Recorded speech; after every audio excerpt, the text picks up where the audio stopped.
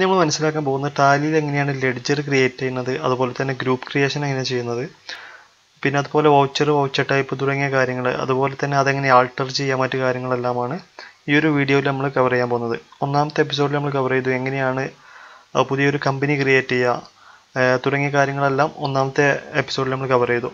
രണ്ടാമത്തെ എപ്പിസോഡിൽ നമ്മൾ ഗേറ്റ് വേ ഓഫ് ടാലിയിൽ വരുന്ന ഈ ഒരു ഫ്രണ്ട് സെക്ഷനിൽ വരുന്ന ഓരോ കാര്യങ്ങളും ഇത് നമ്മൾ ഡീറ്റെയിൽ ആയി നമ്മൾ കവർ ചെയ്തു.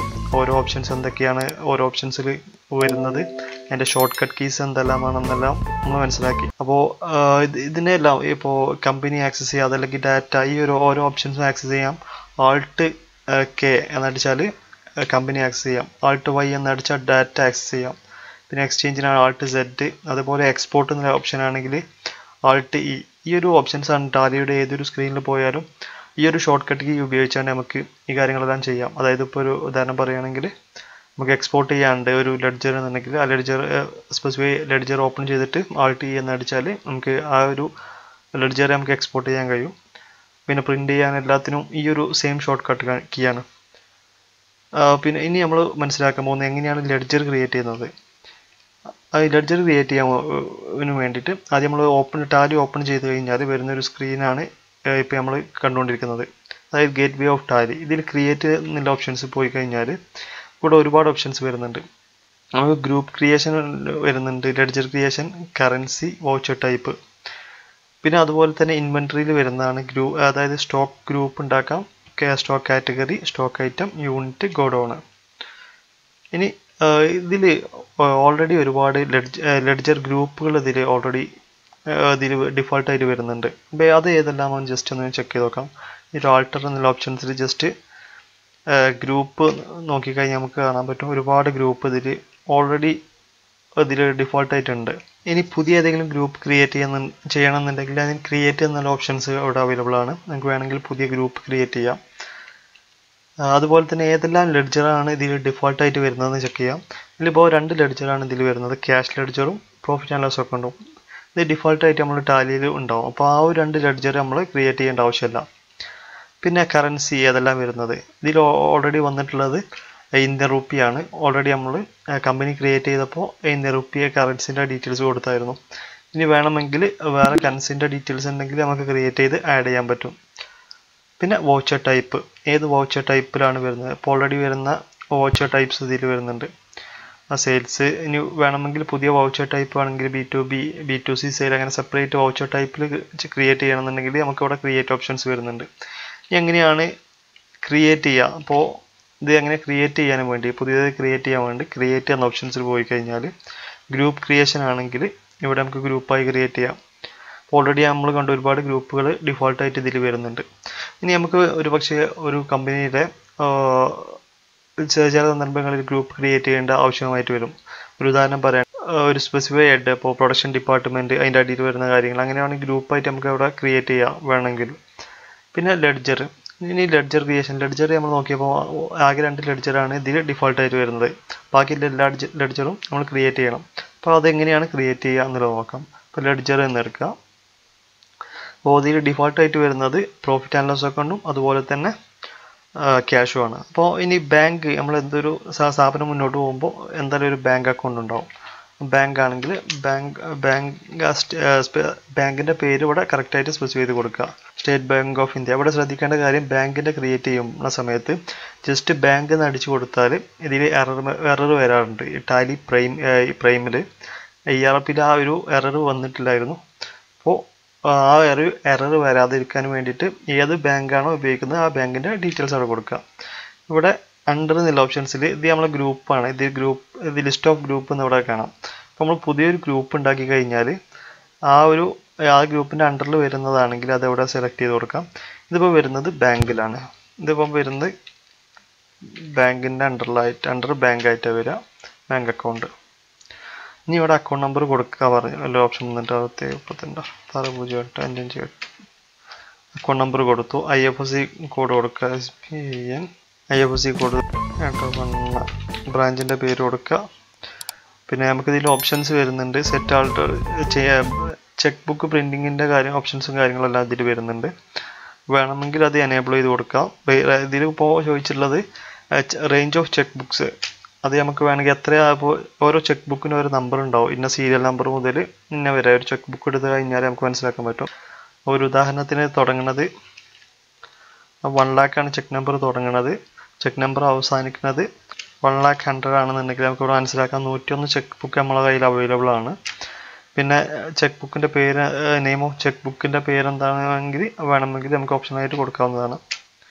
പിന്നെ അതുപോലെ എനേബിൾ ചെക്ക് പ്രിൻറ്റിങ് നമുക്ക് വേണമെങ്കിൽ എനേബിൾ ചെയ്യണമെന്നുണ്ടെങ്കിൽ ആ ഓപ്ഷൻ എനേബിൾ ആയി കൊടുക്കാം.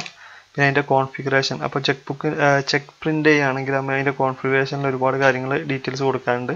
അതായത് അതിൻ്റെ ഹൈറ്റ് എത്രയാണ്, വെയിറ്റ് എത്രയാണ്, ആ ചെക്ക് ബുക്കിൻ്റെ ആ ലീഫിൻ്റെ കാര്യങ്ങളെല്ലാം കൊടുക്കണം. പിന്നെ ഡേറ്റ് എന്ന് മുതലാണ് തുടങ്ങുന്നത്, പിന്നെ ക്രോസ് ചെക്ക് ആണോ, പിന്നെ അതിൻ്റെ കാര്യങ്ങളെല്ലാം ഓരോന്നും നമ്മൾ ഡീറ്റെയിൽ ആയിട്ട് ഇത് കൊടുക്കണം. സാധാരണ നോർമൽ കേസിൽ ഈ ഒരു ചെക്ക് ബുക്ക് ആരും ടാലിയിൽ നിന്ന് പ്രിൻ്റ് ചെയ്യുന്നത് വളരെ റയറാണ്. പിന്നെ വേണമെങ്കിൽ നമുക്ക് ഈ ഒരു ഓപ്ഷൻ ഇതിൽ അവൈലബിൾ ആയിട്ട് വരുന്നുണ്ട്. പിന്നെ നമ്മൾ വേണമെങ്കിൽ ബാങ്കിൻ്റെ അഡ്രസ്സും കാര്യങ്ങളൊന്നും ഈ ബാങ്കിൻ്റെ കേസിൽ നമുക്ക് നിർബന്ധമായിട്ട് കൊടുക്കണമെന്നില്ല. ഇനി വേണമെങ്കിൽ കൊടുത്തു കഴിഞ്ഞാൽ നമുക്ക് പെട്ടെന്ന് ഒരു ഉദാഹരണം പറയുകയാണെങ്കിൽ നമുക്ക് പെട്ടെന്ന് ഒരു അക്കൗണ്ട് നമ്പർ എത്ര ചെക്ക് ചെയ്യാനും കാര്യങ്ങൾക്കൊക്കെ നമുക്ക് ഇവിടെ നമ്മൾ ഡീറ്റെയിൽസും കാര്യങ്ങളും കൊടുത്തു കഴിഞ്ഞാൽ നമുക്ക് ഈസി ആയിട്ട് ചെക്ക് ചെയ്യാൻ കഴിയും എന്നല്ലോ. ആ ഡീറ്റെയിൽസ് കൊടുക്കുക. പിന്നെ മൊബൈൽ നമ്പർ ഒന്നും ആവശ്യമായിട്ട് വരുന്നില്ല. ബാങ്കിന് GST നമ്പർ കൊടുക്കേണ്ട ആവശ്യം വരുന്നില്ല. എൻ്റർ ചെയ്ത് കൊടുത്താൽ ബാങ്കിൻ്റെ അക്കൗണ്ട് നമ്മൾ ക്രിയേറ്റ് ചെയ്തു. ഇനി അതുപോലെ നമുക്ക് നിർബന്ധമായിട്ട് നമ്മൾ ക്രിയേറ്റ് ചെയ്യേണ്ട 1-2 അക്കൗണ്ടുകളാണ് സെയിൽസ് അക്കൗണ്ട്.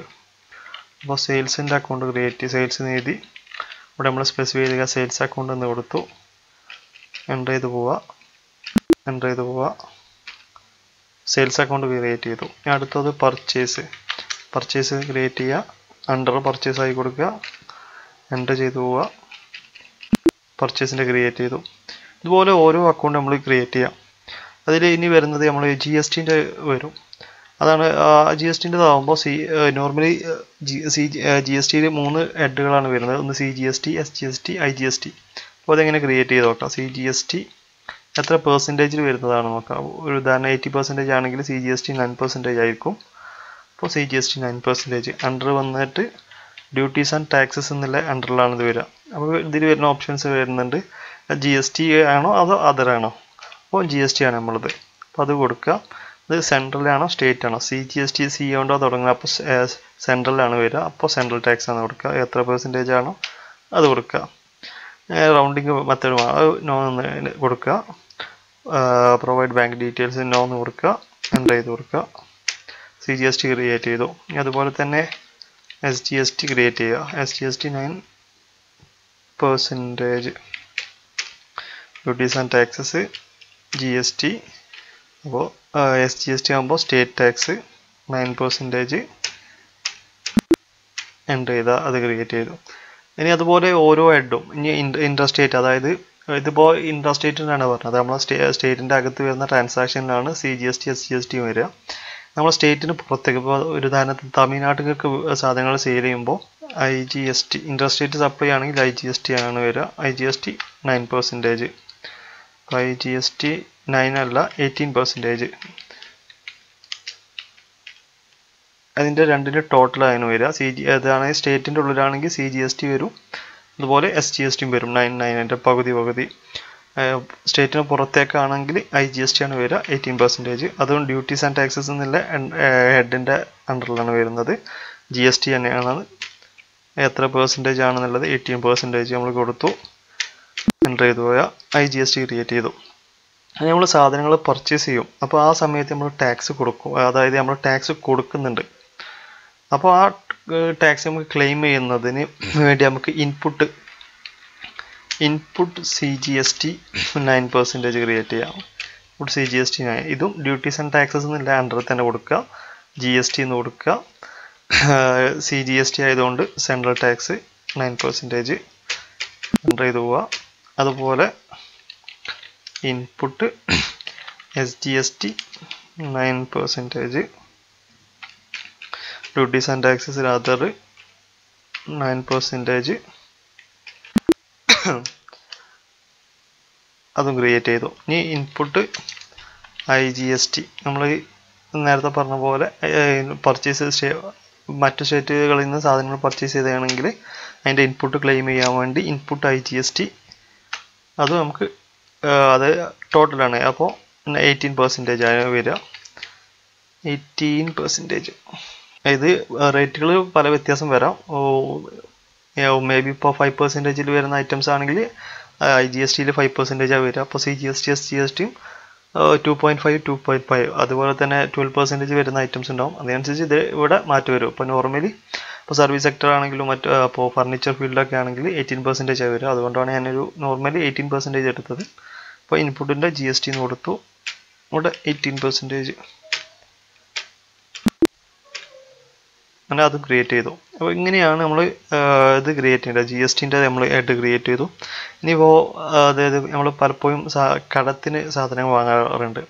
അങ്ങനെയാണ് നമ്മൾ അവർക്ക് പിന്നീട് ആ എമൗണ്ട് തിരിച്ചു കൊടുക്കേണ്ടി വരും. അങ്ങനെയല്ല, അത് നമ്മളെ സംബന്ധിച്ച് കമ്പനിയെ സംബന്ധിച്ചിടത്തോളം സൺട്രി ക്രെഡിറ്റേഴ്സ് ആണ്. നമ്മളെ കമ്പനിയുടെ ബാധ്യതയാണ് അവർക്ക് കൊടുക്കണം. അങ്ങനെ ഒരു വ്യക്തിയുടെ പേരാണെങ്കിൽ കൊടുക്കുക, അതല്ലെങ്കിൽ ഒരു കമ്പനിയുടെ ഒരു വ്യക്തിയുടെ പേര് നമ്മൾ കൊടുക്കുകയാണ്. രാമുവിൻ്റെ ഒക്കെ നമ്മൾ സാധനങ്ങൾ പർച്ചേസ് ചെയ്തിട്ടുണ്ട്. അപ്പോൾ രാമു നമ്മളെ സംബന്ധിച്ചിടത്തോളം സൺട്രി ക്രെഡിറ്ററാണ്, നമ്മളെ ബാധ്യതയാണ് നാളെ കൊടുക്കണം എന്നുള്ളത്. അപ്പോൾ രാമുവിൻ്റെ ഡീറ്റെയിൽസ് അഡ്രസ്സും കാര്യങ്ങളും കൊടുക്കുക. ഈ ഷോപ്പാണെങ്കിൽ ഇത് സെയിം മെത്തേഡ് തന്നെയാണ്. ഇപ്പോൾ ഷോപ്പാണെന്നുണ്ടെങ്കിൽ ആ ഷോപ്പിൻ്റെ പേര് കൊടുക്കുക. ഷോപ്പ് ആകുമ്പോൾ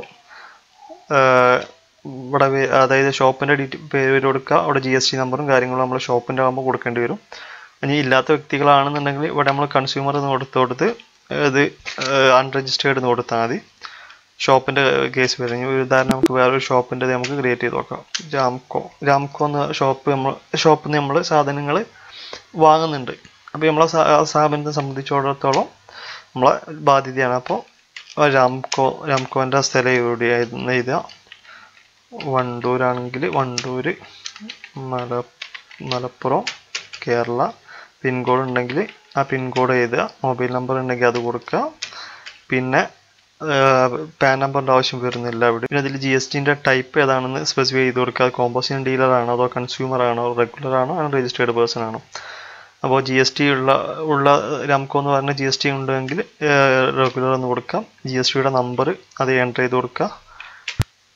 GSTയുടെ നമ്പർ എൻ്റർ ചെയ്തതിന് ശേഷം എസ് എന്ന് ഇവിടെ ജസ്റ്റ് എൻ്റർ ചെയ്ത് കൊടുക്കുക. ഇങ്ങനെയാണ് കമ്പനി ക്രിയേറ്റ് ചെയ്യുക. ഇനി ഒരു പക്ഷേ നമ്മൾ ഒരു കമ്പനി ക്രിയേറ്റ് ചെയ്തു. ഇപ്പോൾ രാംകോ എന്ന കമ്പനി ക്രിയേറ്റ് ചെയ്തു. അതിൽ നമ്മൾ GST നമ്പർ കൊടുക്കാൻ വിട്ടുപോയി. അങ്ങനെയാണെന്നുണ്ടെങ്കിൽ ഇവിടെ നമ്മൾ ആൾട്ടർ എന്നുള്ള ഓപ്ഷൻസിലേക്കാണ് വരിക. ആൾട്ടർ എന്ന ഓപ്ഷൻസിൽ വന്നിട്ട് അതിൽ നമ്മൾ ലെഡ്ജറിലാണ് നമുക്ക് മാറ്റം വരുത്തേണ്ടത്. അപ്പോൾ മാറ്റം എന്ത് ലെഡ്ജറിലായാലും ഗ്രൂപ്പിലാണെങ്കിലും എന്തിലും മാറ്റം വരുത്തണമെന്നുണ്ടെങ്കിൽ ആൾട്ടർ എന്ന ഓപ്ഷൻസിൽ വന്നിട്ട് ഇവിടെ നമുക്ക് കാണാൻ പറ്റും ലെഡ്ജറിലാണ് മാറ്റം വരുത്തേണ്ടത് എന്നുള്ളത് സെലക്ട് ചെയ്ത് കൊടുക്കാം. ഇവിടെ നമുക്ക് ലെഡ്ജറിലാണ് മാറ്റം വരുത്തേണ്ടത്. അതിൽ രാംകോ എന്നുള്ളതിലാണ് നമുക്ക് മാറ്റം വരുത്തേണ്ടത്. അപ്പോൾ രാംകോ എന്ന് എടുക്കുക. അതിൽ നമ്മൾ GST നമ്പർ നമ്മൾ എൻ്റർ ചെയ്യാൻ വിട്ടുപോയി. അപ്പോൾ GST നമ്പർ 32 എൻ്റർ ചെയ്യണം. നമ്പർ അടിച്ചു കൊടുക്കുക, എൻ്റർ ചെയ്ത് കൊടുക്കുക, ആക്സെപ്റ്റ് ചെയ്ത് കൊടുക്കുക. അതുപോലെ നമുക്ക് ഇതിലെന്തെങ്കിലും മാറ്റം വരുത്തണമെങ്കിൽ നമുക്ക് അങ്ങനെ ചെയ്യാം. പിന്നെ അടുത്തത് ഇപ്പോൾ ഇതിൽ നമ്മൾ ക്രിയേറ്റ് ചെയ്തത് ഗ്രൂപ്പ് നമ്മൾ ക്രിയേറ്റ് ചെയ്തു. ഗ്രൂപ്പ് ക്രിയേറ്റ് ചെയ്യാൻ ഇതുപോലെ നമുക്ക് ഗ്രൂപ്പ് ക്രിയേഷൻ ആണെങ്കിൽ ജസ്റ്റ് ഗ്രൂപ്പ് എന്നുള്ള ഓപ്ഷൻസ് എടുക്കുക. അതിൽ ഒരു ഉദാഹരണം രാംകോ എന്ന് പറയുന്നത് മലപ്പുറം ഏരിയയിൽ വരുന്ന കമ്പനികളാണ് ഈ രാംകോ. അതിൽ 2-3 കമ്പനികളുണ്ടെങ്കിൽ വേണമെന്നെങ്കിൽ മലപ്പുറം എന്നുള്ളത് ഒരു ഗ്രൂപ്പായിട്ട് കൊടുക്കാം. അവിടെയൊക്കെ അത് നമ്മൾ സാധനങ്ങൾ പർച്ചേസ് ചെയ്യുന്ന വ്യക്തി അവരെ കയ്യിൽ നിന്നാണ് നമ്മൾ സാധനങ്ങൾ വാങ്ങുന്നതെങ്കിൽ നമ്മൾ അവരെ സൺട്രി ക്രെഡിറ്റേഴ്സ് എന്നുള്ള കൊടുക്കുക. എന്നിട്ട് ജസ്റ്റ് എൻ്റർ ചെയ്ത് പോയാൽ അത് ഗ്രൂപ്പായിട്ട് ക്രിയേറ്റ് ചെയ്തു. അങ്ങനെ ആകുമ്പോൾ ഇനി വേണമെങ്കിൽ നമുക്ക് ഇവിടെ നമ്മൾ നേരത്തെ ക്രിയേറ്റ് ചെയ്ത രാംകോ എന്ന് ഓൾറെഡി നമ്മൾ ക്രിയേറ്റ് ചെയ്തിട്ടുണ്ട്. ഇത് നമുക്ക് വേണമെങ്കിൽ അതിൻ്റെ അണ്ടറിലായിട്ട് വരണം എന്നുണ്ടെങ്കിൽ ഇവിടെ ഈ രാംകോ എന്നുള്ളത് ഓപ്ഷൻസിൽ പോയി കഴിഞ്ഞാൽ നമ്മൾ സൺട്രി ക്രെഡിറ്റേഴ്സ് കൊടുത്തു. അതിന് പകരം വേണമെങ്കിൽ നമുക്ക് ആ മലപ്പുറം എന്നില്ല അണ്ടറിൽ വരണമെന്നുണ്ടെങ്കിൽ മലപ്പുറം ആക്കി കൊടുത്താൽ മതി. ഇനി വരുന്നത് കറൻസി ഞാൻ നേരത്തെ പറഞ്ഞു. കറൻസി നമുക്ക് വേണമെങ്കിൽ ഇതിൽ ഓൾറെഡി എക്സിസ്റ്റിംഗ് ആയിട്ടുള്ളത് ആൾട്ടർ ചെയ്യാനുള്ള ഓപ്ഷൻ ഉണ്ട്. അതല്ലെങ്കിൽ പുതിയതായിട്ട് ക്രിയേറ്റ് ചെയ്യാനുള്ള ഓപ്ഷൻ ഉണ്ട്. ഇപ്പോൾ ഓൾറെഡി ഉള്ളത് ഇന്ത്യൻ റുപ്പിയാണ്. ഇനി പുതിയതായി ഏതെങ്കിലും ക്രിയേറ്റ് ചെയ്യണമെന്നുണ്ടെങ്കിൽ അതിൻ്റെ സിമ്പൽ എന്താണെന്നുള്ള കൊടുക്കുക.